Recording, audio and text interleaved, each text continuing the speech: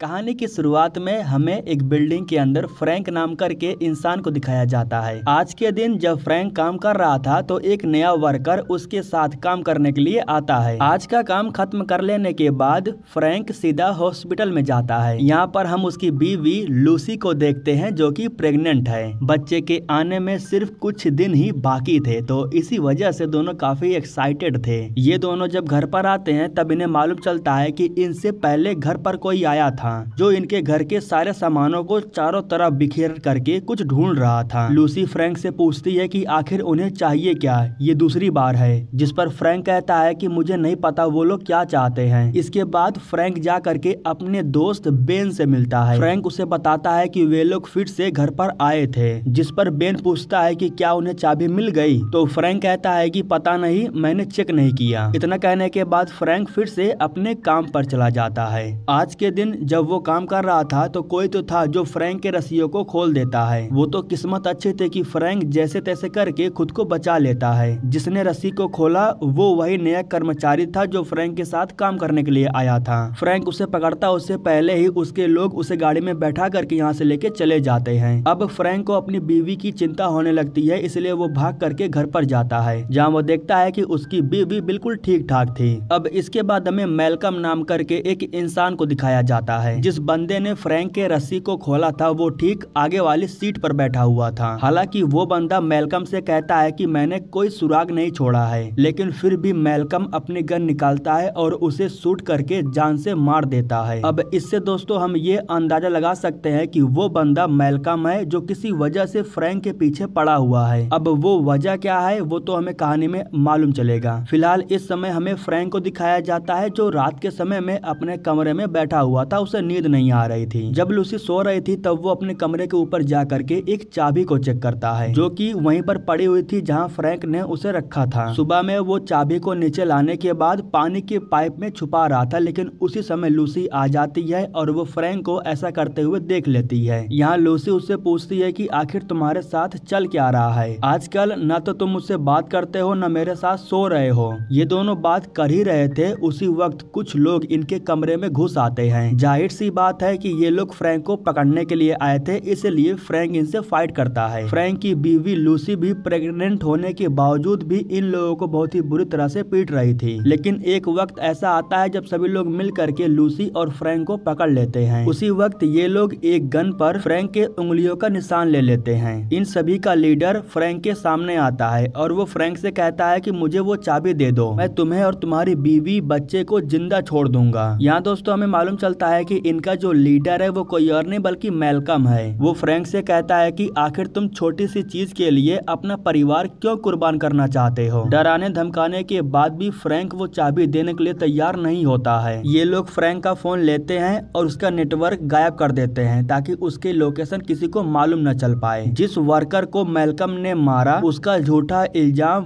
वो फ्रैंक के ऊपर लगा देता है। जिस गन से मैल्कम ने उस वर्कर को मारा था उस गन पर अब मैल्कम ने फ्रैंक के उंगलियों का निशान छोड़ दिया है, जिसकी वजह से अब फ्रैंक एक और मुसीबत में पड़ चुका है। ये लोग लूसी को एक इंजेक्शन लगा करके बेहोश करते हैं और अपने साथ लेके चले जाते हैं। मैल्कम भी फ्रैंक को मार करके उसे बेहोश कर देता है। यहाँ पर दोस्तों सीन शिफ्ट होता है और हमें 10 महीने पहले का सीन दिखाया जाता है, ये बताने के लिए कि आखिर ये सब कुछ चल क्या रहा है। यहाँ दोस्तों हमें एक यूनिट को दिखाया जाता है जिसका नाम था GIGN। यहाँ दोस्तों हमें मालूम चलता है कि फ्रैंक और लूसी भी इसी यूनिट में काम करते थे। वैसे दोस्तों सबसे पहले मैं आपको इस यूनिट के बारे में बता देता हूँ। जिस तरह स्पेशल फोर्सेस होते हैं, सोल्जर होते हैं, बिल्कुल वैसा ये भी था। इस यूनिट में जो भी शामिल होना चाहता है वो कठिन परिश्रम करता है, हर एक ट्रेनिंग को पूरा करता है। हर प्रकार की जब ट्रेनिंग पूरी हो जाती है तब उन्हें यूनिट में शामिल कर लिया जाता है और हर महीने 10 से 15 बंदे अपने ट्रेनिंग को पूरा करके इस यूनिट में शामिल होते ही थे। जैसे कि आज बेन जिससे फ्रैंक जाकर के मिला था वो भी इसी यूनिट में ट्रेनिंग कर रहा था और आज वो अपनी ट्रेनिंग को पूरा भी कर लेता है। उसके साथ में और भी बंदे थे जिन्होंने ट्रेनिंग को पूरा किया और उन सब को इस यूनिट में शामिल कर लिया जाता है। ट्रेनिंग को पूरा कर लेने के बाद जब बंदे इस यूनिट में शामिल होते थे तो उन्हें पार्टी दिया जाता था। आज की रात पार्टी करते वक्त लूसी फ्रैंक के पास आती है और उसे अपने दिल की बात कह देती है। वो फ्रैंक को बताती है कि वो 2 सालों से उसे पसंद करती है और वो उसके साथ रिलेशनशिप में आना चाहती है। फ्रैंक भी उसे पसंद करता था तो इसलिए ये दोनों रिलेशनशिप में आ जाते हैं। ये दोनों जब वॉशरूम में रोमांस कर रहे थे तो उसी वक्त फ्रैंक का एक दोस्त जिसका नाम है निको वो आ जाता है और वो इन दोनों को एक दूसरे के साथ देख लेता है। फिर निको जाकर के ये बात अपनी बीवी को बताता है, जिसके बाद ये दोनों फ्रैंक का बहुत मजाक उड़ाते हैं। ये दोनों बस फ्रैंक की टांग खींच रहे थे। निको कहता है कि जाके लूसी से मिल सकते हो, लेकिन फ्रैंक कमरे में जाकर के दरवाजा बंद कर लेता है। वो भी लूसी से मिलना चाहता था, इसलिए दरवाजा खोल करके धीरे से वो लूसी के कमरे की तरफ जा रहा था, लेकिन उसी वक्त निको लाइट को ऑन कर देता है और इसके बाद ये दोनों फिर से उसकी टांग खींचने लगते हैं। खैर दोस्तों, हंसी मजाक बहुत हो गया। फ्रैंक सीधा लूसी के कमरे में जाता है और फिर ये दोनों रात भर रोमांस करते हैं। अगले दिन यूनिट के सभी लोग एक जगह पर इकट्ठा हुए थे और अपने परिवार के साथ वक्त बिता रहे थे। यहाँ फ्रैंक जब निको के बच्चे के साथ खेल रहा था तब निको की बीवी फ्रैंक से कहती है कि तुम्हें भी लूसी के साथ अपना परिवार बढ़ाना चाहिए, आखिर तुम कब तक ऐसे ही रहोगे। जिस पर फ्रैंक शर्माते हुए कहता है कि फिलहाल ऐसा कुछ नहीं होने वाला है। एक दिन रात के समय में फ्रैंक अपने दोस्त बेन और निको के साथ में वापस यूनिट की तरफ लौट रहा था। इसी वक्त लूसी फ्रैंक के पास कॉल करती है। दरअसल लूसी फ्रैंक के पास कॉल करके उसे ये बताना चाहती थी कि वो प्रेग्नेंट है, लेकिन लूसी ये बात बता पाती उससे पहले फ्रैंक के पास एक बंदा होटल से कॉल कर देता है। वो बंदा फ्रैंक को बताता है कि होटल के 4थे माले पर से गोलियां चली है, यहाँ पर कुछ तो गड़बड़ जरूर है। इतना सुनने के बाद फ्रैंक अपने सभी दोस्तों के साथ उस होटल की तरफ जाता है।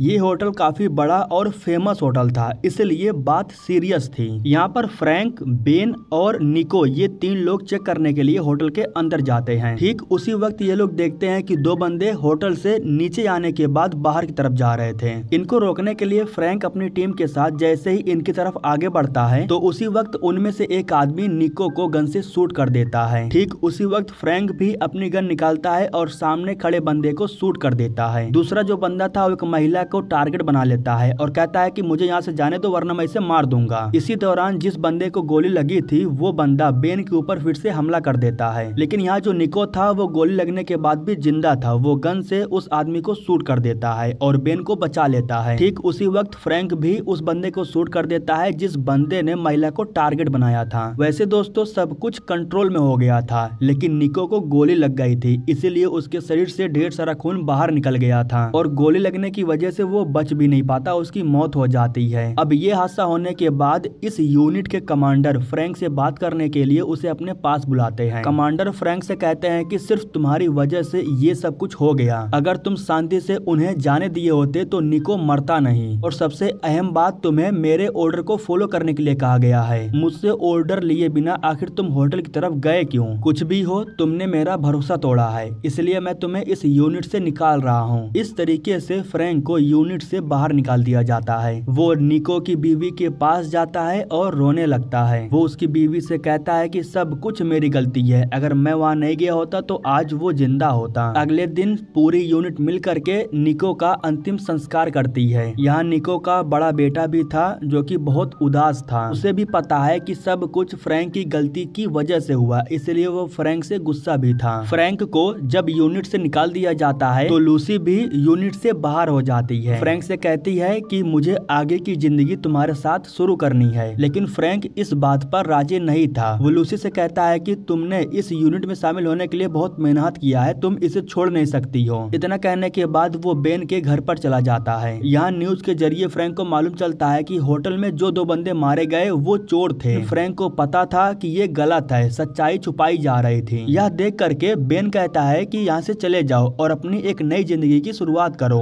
एक दिन फ्रैंक लूसी के साथ होटल में खाना खाने के लिए गया था। लूसी ने अभी तक फ्रैंक को ये नहीं बताया था कि वो प्रेग्नेंट है, लेकिन आज जब वो फ्रैंक के साथ बैठी हुई थी तब वो ये बात फ्रैंक को बता देती है। लूसी कहती है कि मुझे मां नहीं बनना था, लेकिन अब बनना है। मैं इस बच्चे को जन्म देना चाहती हूँ, मैं इस बच्चे को खोना नहीं चाहती हूँ, इसलिए मैं चाहती हूँ कि तुम मेरे साथ रहो, हम दोनों साथ मिल करके इस बच्चे की देखभाल करेंगे। इसके बाद दोस्तों फ्रैंक और लूसी ये दोनों साथ में रहने का डिसाइड कर लेते हैं। भाड़े के घर में जब फ्रैंक अपने सारे सामान को निकाल रहा था तब उसे अपना बैच दिखाई देता है। अगर ध्यान से देखो तो इस बैच पर खून लगा हुआ था। खून को देख करके वो समझ जाता है कि ये खून उन्हीं दो बंदों में से किसी एक का है जो होटल में थे। बैच के डीएनए सैंपल को ले जा करके फ्रैंक उसकी जांच करवाता है। इसके बाद फ्रैंक को उनमें से एक बंदे के बारे में मालूम चल जाता है। रिपोर्ट के जरिए फ्रैंक को मालूम चलता है कि वो दोनों बंदे स्पेशल फोर्सेस के मेंबर थे और साथ में वो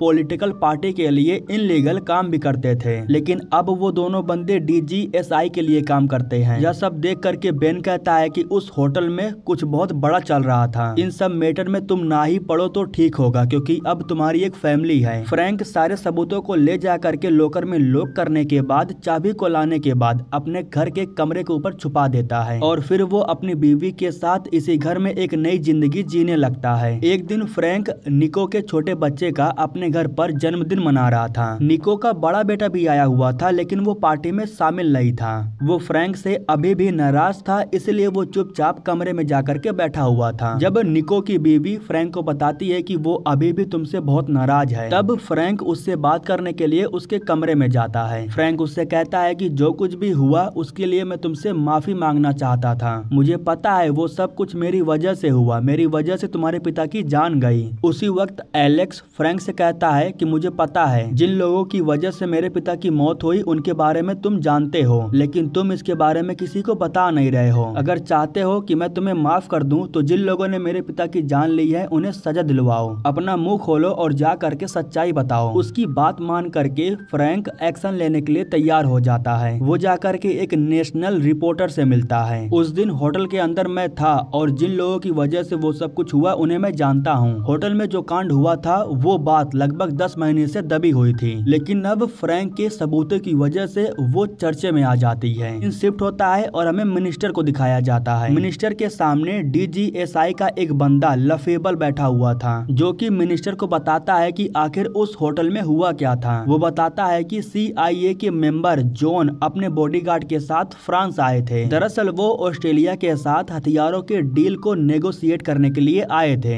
जब वो अपने बॉडीगार्ड के साथ मीटिंग में जा रहे थे तो उस वक्त DGSI यानी कि हमारे दो बंदे उनके कमरे में गए थे उनके पेपर को चुराने के लिए। लेकिन हुआ यूं कि जॉन अपना फोन कमरे में भूल गया था, इसलिए वो अपने बॉडीगार्ड के साथ फिर से कमरे में जा रहा था अपने फोन को लेने के लिए। बस इसी वजह से सब कुछ गड़बड़ हो गया। जब वो फोन लेने के लिए दोबारा आए तो उन्हें मालूम चल गया कि उनके कमरे में कोई है। फायरिंग के दौरान जॉन का जो बॉडीगार्ड था वो मारा जाता है और साथ में DGSI के एक बंदे को गोली लग जाती है। हालांकि जो हमारा दूसरा बंदा था वो जॉन को गन से शूट कर देता है। काम खत्म करने के बाद जब हमारे बंदे होटल से बाहर निकल रहे थे तो उसी वक्त होटल में GIGN यूनिट के लोग आ गए और उनकी वजह से हमारे दोनों बंदे मारे गए। हालांकि ये हादसा हो जाने के बाद हमने अपने दोनों बंदों की सच्चाई छुपा ली थी, लेकिन अब दिक्कत की बात यह है कि हमारे एक खुफिया न्यूज रिपोर्टर से मालूम चला है कि एक बंदा है और उसे उस होटल के हादसे के बारे में सब कुछ पता है। उसके पास सबूत भी है। उसके पास एक बैच है जिस पर हमारे बंदे का खून लगा हुआ है और उस सबूत को हम झूठा साबित नहीं कर सकते हैं। यह सब सुन करके मिनिस्टर कहती है कि अगर ये मामला लोगों के सामने आ गया तो बहुत बड़ी मुसीबत खड़ी हो जाएगी। चाहे जो भी करो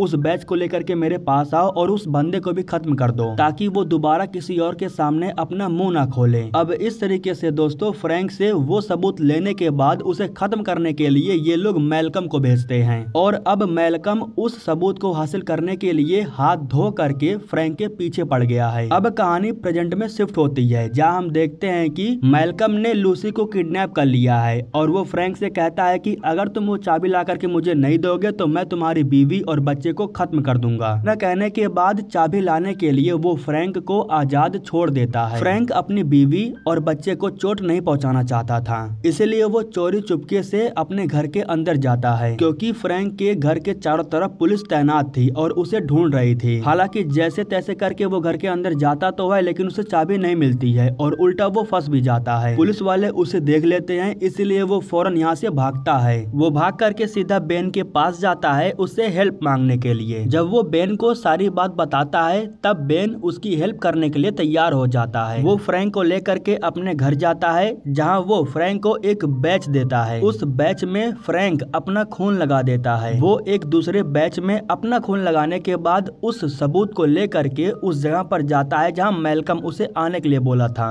उस जगह पर मैल्कम के आदमी आते हैं और फ्रैंक को लेकर के अपने साथ जाते हैं। जब मैल्कम उससे वो बैच मांगता है तब फ्रैंक कहता है कि सबसे पहले मुझे अपनी बीवी से मिलना है। ये लोग फ्रैंक को लेकर के लूसी के पास जाते हैं और जब फ्रैंक को यकीन हो जाता है कि उसकी बीवी ठीक ठाक है तब वो बैच निकाल करके मैल्कम को दे देता है। उस बैच को देखने के बाद मैल्कम को लगता है कि वही असली बैच है। इसके बाद मैल्कम फ्रैंक का फोन अपने आदमी को देता है। वो आदमी फ्रैंक के फोन में वापस नेटवर्क ला देता है। उसने ऐसा इसलिए किया ताकि फ्रैंक की लोकेशन पुलिस वालों को मिल जाए। मैल्कम के आदमी उसके कहने पर फ्रैंक और लूसी को खत्म करने वाले थे, लेकिन उसी वक्त झाड़ियों के पीछे इन्हें एक आवाज सुनाई देती है। जब इनका एक आदमी चेक करने के लिए जाता है तब बेन उसे मारने के बाद इनको भी खत्म कर देता है। इस तरीके से वो लूसी और फ्रैंक को बचा लेता है, लेकिन दिक्कत की बात ये थी कि 3 गोली चल गई थी, इसलिए मैल्कम को मालूम चल गया था कि वहाँ कुछ तो गड़बड़ जरूर है। लूसी को सही सलामत हॉस्पिटल पहुँचाना था, इसलिए इन्हें चाहिए था गाड़ी। फ्रैंक और बेन गन लेकर के अंदर जाते हैं और मैल्कम के कई आदमियों को खत्म कर देते हैं। उन्हें खत्म करने के बाद ये लोग उनकी ही गाड़ी को चुरा करके यहाँ से भाग जाते हैं, लेकिन फिर मैल्कम के आदमी भी गाड़ी से इनका पीछा करने लगते हैं। वो इनका पीछा कर रहे थे और इन्हें खत्म करने के लिए इनके ऊपर गन से फायरिंग भी कर रहे थे। इन सब में लूसी की हालत बहुत खराब हो जाती है। उसके बच्चे के आने का वक्त हो गया था, इसलिए फ्रैंक बेन से कहता है कि तुम लूसी को लेकर के सीधा हॉस्पिटल जाओ, मैं इन्हें रोकता हूँ। इतना कहने के बाद वो गाड़ी के गेट को खोल करके नीचे जंप कर देता है। फ्रैंक ने ये सोचा कि अगर वो गाड़ी से जंप कर देता है तो वे लोग लूसी का पीछा नहीं करेंगे, लेकिन ऐसा नहीं होता है। मैल्कम के कहने पर उसके आदमी लूसी के गाड़ी का पीछा करते ही रहते हैं। इधर मैल्कम और फ्रैंक के बीच में जब फायरिंग हो रही थी तो उसी वक्त यहाँ पर 2 राइडर आते हैं और मैल्कम इन दोनों राइडर्स को भी खत्म कर देता है। मैल्कम के गन की गोली जब खत्म हो जाती है तब फ्रैंक जाकर के गाड़ी को ले लेता है और यहाँ से निकल जाता है। वो जंगल के बाहर जैसे ही निकलता है तो उसी वक्त यहाँ पर पुलिस भी आ जाती है। पुलिस को देखते ही मैल्कम वापस से गाड़ी को लेकर के जंगल के अंदर चला जाता है, लेकिन इधर जो पुलिस थी वो अभी भी फ्रैंक का पीछा कर रही थी। फ्रैंक अपनी गाड़ी को लेकर के भागते हुए एक आदमी के पास जाता है और उसके पैराशूट को चुरा लेता है और इसी पैराशूट की वजह से वो इन पुलिस वालों से बच करके यहाँ से भाग जाता है। इस बीच बेन फ्रैंक के पास कॉल करता है और उसे अपनी लोकेशन के बारे में बताता है। उसे ये भी बताता है कि लूसी की हालत खराब हो रही है, वो बेहोश हो गई है। बेन लूसी को लेकर के जैसे ही हॉस्पिटल के बाहर पहुंचता है तो उसी वक्त यहाँ पर मैल्कम भी गन लेकर के आ जाता है, लेकिन वो गन नहीं चला पाता क्योंकि उसी वक्त पैराशूट लेकर के फ्रैंक आ जाता है जो मैल्कम के ऊपर हमला करके उसे बहुत पीटता है। उसी वक्त यहाँ पर GIGN यूनिट के लोग भी आ जाते हैं। इस यूनिट के जो कमांडर थे वो फ्रैंक से कहते हैं कि खुद को हमारे हवाले कर दो, लेकिन फ्रैंक इन सब की एक भी बात नहीं सुनता है। वो सीधा जा करके अपनी बीवी को उठाता है और उसे लेकर के हॉस्पिटल के अंदर जाता है। अंदर जाते ही डॉक्टर उसके पास आते हैं जो लूसी को लेकर के अंदर चले जाते हैं। कुछ समय के बाद कमांडर फ्रैंक के पास आते हैं और उससे कहते हैं कि अब तुम्हें मेरे साथ चलना होगा। इसके बाद फ्रैंक भी खुशी खुशी उनके साथ जाने के लिए तैयार हो जाता है। अब दोस्तों हमें दिखाया जाता है कि फ्रैंक को जेल में रखा गया था और एक दिन लूसी बच्चे को लेकर के फ्रैंक से मिलने भी आती है। अपने बच्चे को देख करके फ्रैंक बहुत खुश हो जाता है। यहाँ पर लूसी फ्रैंक को बताती है कि तुम जल्द ही छूट जाओगे। दरअसल उस दिन जब मैल्कम के लोगों ने लूसी पर हमला किया था तो मौके का फायदा उठा करके लूसी ने उस चाबी को निकाल लिया था और फिर बैच को ले जाकर के रिपोर्टर को दे देती है, जिसकी वजह से असली सच्चाई लोगों के सामने आ जाती है और इस तरीके से फ्रैंक भी जेल से रिहा हो जाता है। तो फाइनली दोस्तों इसी के साथ ये कहानी यहीं पर खत्म हो जाती है। दोस्तों हमारे YouTube चैनल को सब्सक्राइब करने के लिए आप लोगों को दिल से शुक्रिया।